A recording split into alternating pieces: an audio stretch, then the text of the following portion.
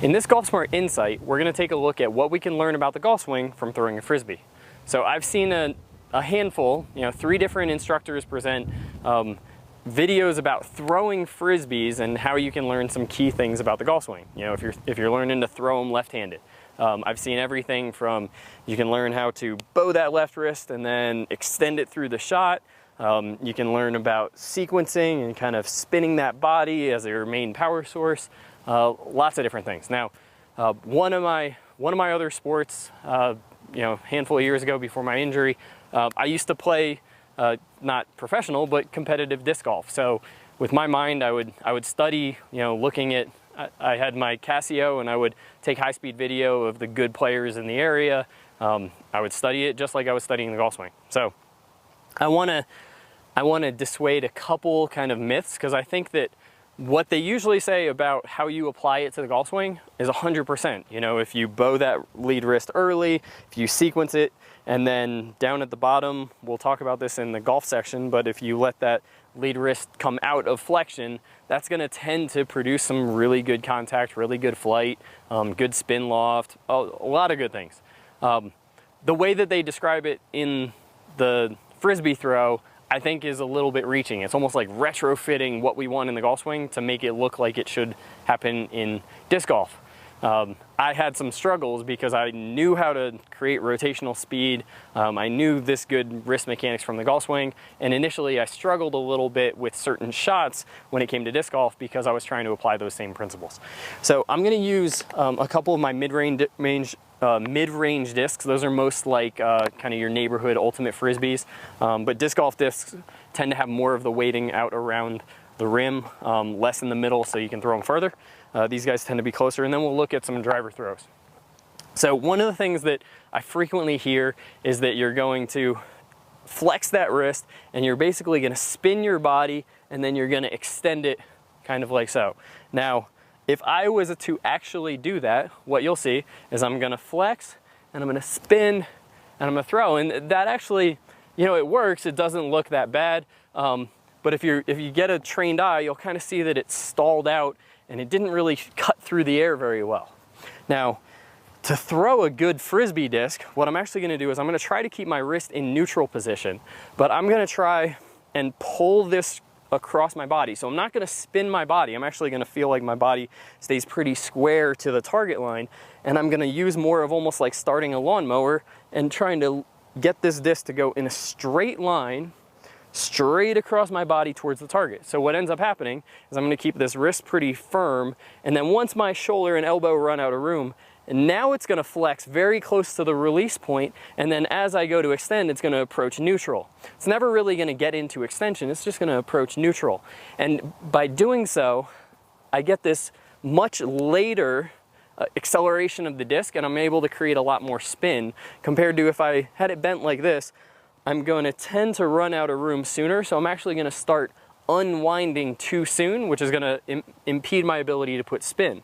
So now if I just kind of am casually playing catch, but I do it in more of this disc golf method, you'll see that the disc, it's still going to kind of fall out of the sky that way because I left it a little bit on edge, but you see how the disc cuts through the air.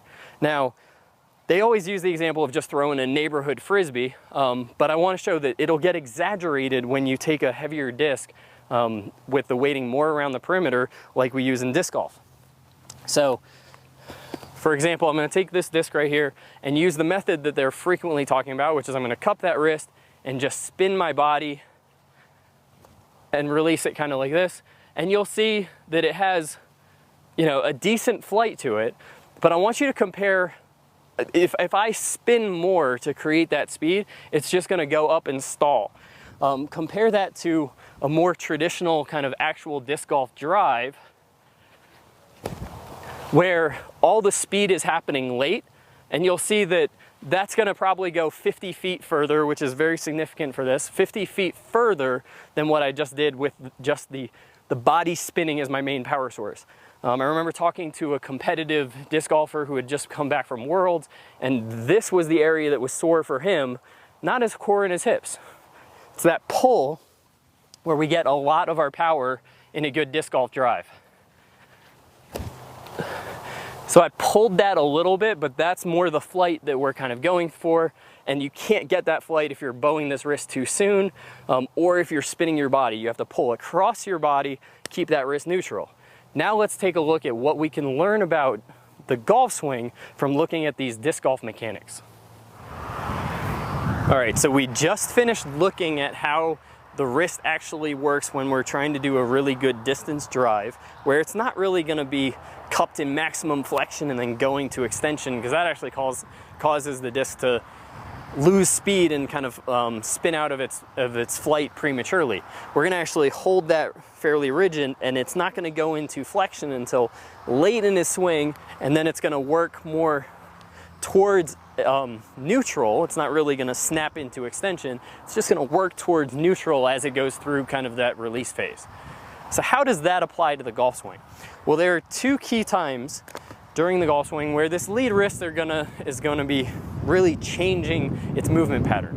One is gonna be as we're starting down, what I refer to as the motorcycle, where the weight of the club, similar to the pull from the arm, is going to cause this wrist to go in towards flexion. I find that when a new golfer, or when a golfer who has been stuck in this extension pattern is trying to get this a little bit better body pivot, a little bit better sequencing, it's normal to have to force the flexion early on, but ultimately that flexion should come as a passive movement from what the body is doing. The second time is the one that I think is the least discussed, which would be down in the impact zone. So we look on 3D and we can see that the wrist is going in towards extension. Well, similar to that frisbee throw, when I'm throwing a drive in frisbee, I'm not ever thinking about trying to unhinge or release this wrist. What ends up happening is I run out of room in my arm and my shoulder, and my elbow is working away from my wrist, and that causes it to come out of that flex position. Similar thing is happening in golf.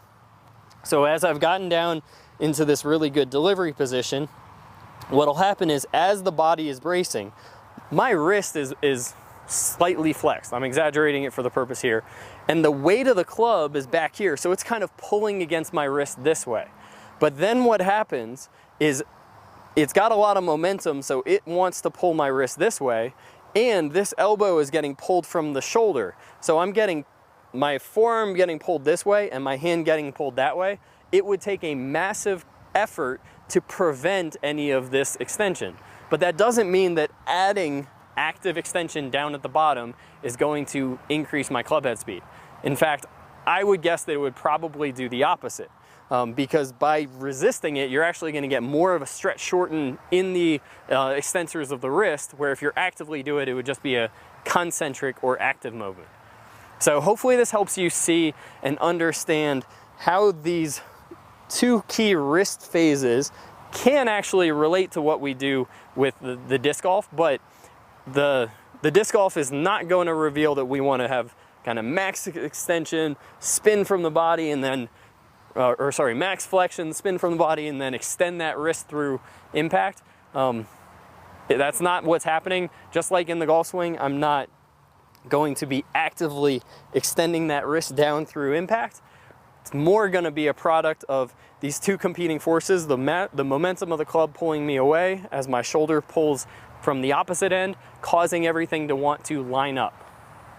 So if you like the way we break down how frisbee golf can relate to the golf swing, you'll love how we break down the different phases of how to train your golf swing at Golf Smart Academy.